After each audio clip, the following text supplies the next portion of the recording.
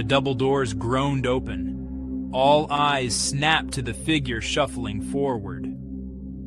Mrs. Evelyn Carter, 81, retired librarian, entered, small and fragile, but her eyes sharp as an owl's. Across from her sat Victor Hale, the accused, his lawyers confident. The judge leaned forward as the bailiff swore her in. "I may be old," she whispered, "but I remember what I see." The prosecutor, a wiry man with a tired tie, stood first. "Mrs. Carter, can you tell us where you were the night of March 12th? She nodded slowly. "I was at home, reading on my porch. Storm had just passed." Her voice was gentle, each word pressed out with care. The jury leaned in. Victor's defense attorney masked a yawn. To him, Mrs. Carter was background noise, a story to be dismissed. But the rest of us, those who'd seen too many twists, recognized something in her voice. There was a steadiness there. The prosecutor asked, "Did you see anything unusual?" Mrs. Carter's eyes narrowed. "Yes, I saw a man. He was tall, broad-shouldered. He wore a dark coat even though it wasn't cold. He was whistling." A murmur rose from the benches. The judge's gavel rapped, restoring order. Victor Hale's jaw tightened. For a split second, a shadow crossed his face. He recovered, flashing his trademark smirk. But the jury had seen it too. The defense pounced. "Mrs. Carter, you're 81. Your eyesight isn't what it was." "I've worn glasses since I was 12, she replied. "But I know a man when I see one." He stood under the streetlight. I saw his face. Her voice didn't waver. Her age, her frailty, should have made her unreliable. But instead, it made her more believable. In the hush, Mrs. Carter's testimony grew roots. It was about what you believe. The prosecutor saw his chance. "Mrs. Carter, you said the man was whistling. Can you recall the tune?" She nodded. "Yes, it was Green Sleeves. My husband used to play it on the piano." The courtroom stilled. The detail was unexpected. The defense lawyer laughed, but it sounded hollow. "Lots of people whistle, Mrs. Carter." She smiled, just a little. "Not like this." He whistled off-key. "Just a little flat on the high notes. My ear catches that." She looked right at Victor. He did it the night before, too, when he visited Mrs. Langley down the street. The gallery murmured. A reporter scribbled furiously. The prosecution asked, "How can you be certain?" Mrs. Carter answered, "Because I hear it now. In court, when Mr. Hale gets nervous. He whistles just under his breath." All eyes swung to Victor. He sat rigid, lips pressed thin. The judge peered over his glasses, curious. The defense lawyer frowned, suddenly aware of a new, dangerous detail.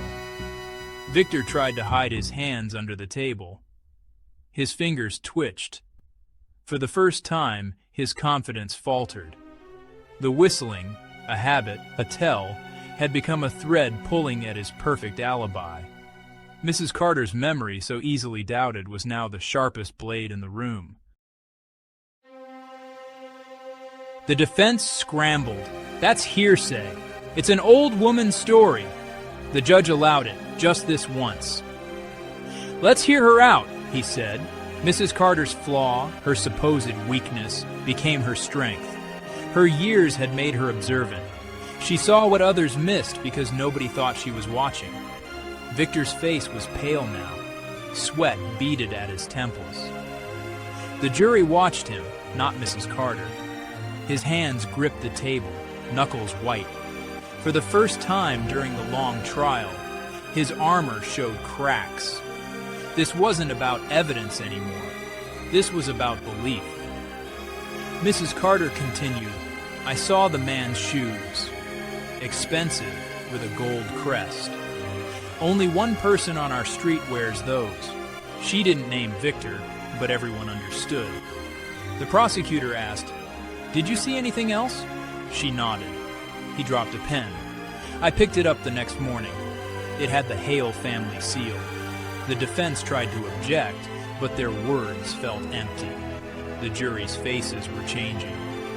Doubt crept in, slow and steady. Mrs. Carter's testimony, meant to be a footnote, was now the headline. In the silent tension, Victor Hale's world began to unravel. The prosecutor produced a pen from an evidence bag. "Is this the pen?" Mrs. Carter squinted, then nodded. "That's the one." Gasps rippled through the room. Victor's lawyer whispered frantically, but Victor stared at the pen as if it might leap from the table. The judge instructed the jury to consider the new evidence. Victor finally spoke, his voice barely above a whisper. "Anyone could have dropped that pen."